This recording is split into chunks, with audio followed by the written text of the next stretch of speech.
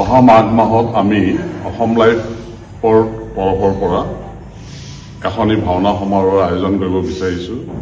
এই ভাওনা সমাৰোহ আমাৰ অসম লাইফৰ উদ্যোগত আৰু ঢেকীয়াখোৱা পৰিচালনা নামঘৰ পৰিচালনা সমিতিৰ সহযোগত কৰা হ'ব। ইয়াত আমি প্ৰথম পুৰস্কাৰ সৌদভাষণ ভিত্তিত হ'ব। প্ৰথম পুৰস্কাৰ হিচাপে নগদ 1 লাখ টকা আৰু স্বৰ্গীয় উপেন চন্দ্ৰ দাস দেৱসুৱৰীৰ এটা বঁটা দিয়া হ'ব আৰু দ্বিতীয় পুৰস্কাৰ দিয়া হ'ব নগদ 50,000 টকা আৰু ডক্টৰ বিদ্যাপতি শৰ্মা বঁটা দিয়া হ'ব। আমি সমূহ ভাওনাৰ যিখিনি দল আছে তেওঁলোকক আমাৰ ঢেকীয়াখোৱা পৰিচালনা সমিতিৰ সভাপতি ডাঙৰীয়াৰ লগত যোগাযোগ কৰিবলৈ অনুৰোধ জনোৱা হ'ল আৰু তেখেতে নিয়মাৱলী সম্পৰ্কত আপোনালোকক অৱগত কৰিব।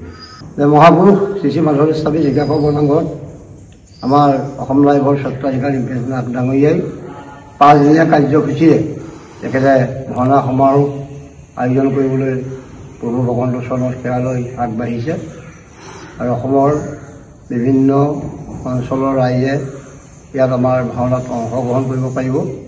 আমাৰ মুঠতে আমাৰ 5 দিনত 10খন ভাওনাৰ প্ৰয়োজন হ'ব।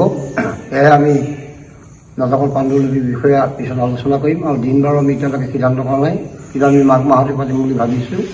সেয়ে আমাৰ তেখেতে আমাৰ যিখিনি খৰচ বৰচৰ যিখিনি কথা কৈছে ৰাইজৰ আগত তেখেতৰ পিতৃ আৰু মাতৃ নামত 2টা বঁটা প্ৰদান কৰা হ'ব আৰু আমি যথা সময়ত আমি সমিতিয়ে ইয়াৰ ব্যৱস্থা গ্ৰহণ কৰিম।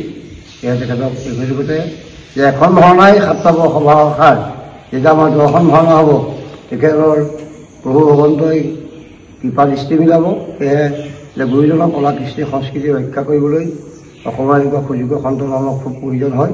সেয়া আমি ভাবিছোঁ যে পুনৰ ভাগতে তেখেতে যি কামনা আমি সেৱা ল'বলৈ আহিছে মনোবাঞ্ছা পূৰ্ণ কৰক আৰু তেখেতক কুশলে মংগলে ৰক্ষা কৰক। ধন্যবাদ।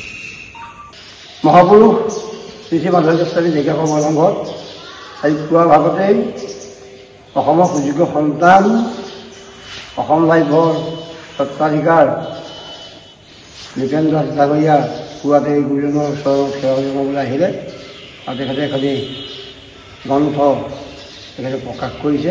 এই গ্ৰন্থখিনি আপোনালোকে নামকৰণ কৰিছে অমিত সংগীত সূৰ্য আৰু উত্তৰ পূৰ্বাঞ্চলৰ ৰাইজৰ সেৱাৰ বাবে তেখেতে উৎসৰ্গা কৰিছে আৰু এই পুথিখন সকলোৱে আঁকোৱালি ল'ব আৰু ইয়াত 3টা ভাষাত এই পুথিখন তেখেতে ৰচনা কৰিছে, অসমীয়া, হিন্দী আৰু ইংৰাজী।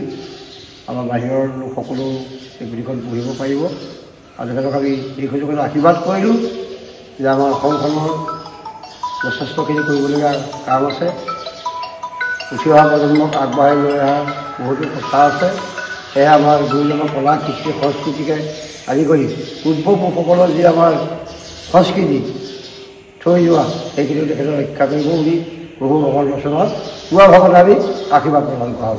তেখেত আৰু তেখেতৰ পৰিয়াল আৰু তেখেতৰ সহকৰ্মীসকল সকলো ব্যৱসায় বাণিজ্যকে আদি কৰি প্ৰভু ভগৱন্তই নিয়মতে কুশলে ৰক্ষা কৰিব। ধন্যবাদ।